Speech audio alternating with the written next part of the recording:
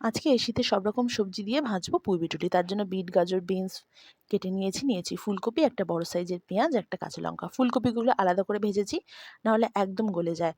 দিয়েছি কড়াইতে সর্ষের তেল, কালো জিরে, কাঁচা লঙ্কা আর ওই যে কেটে রাখা পেঁয়াজটা ফোড়ন। এই পেঁয়াজটাকে ভালো করে ভাজবো। ভাজার পরে দিয়ে দেবো সমস্ত সবজিগুলো।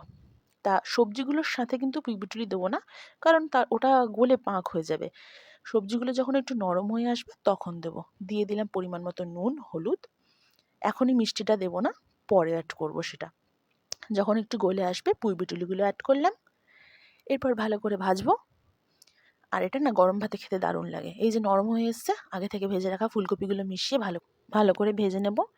আর একটু নাড়াচাড়া করে নামিয়ে নেব হালকা মিষ্টি দিয়ে।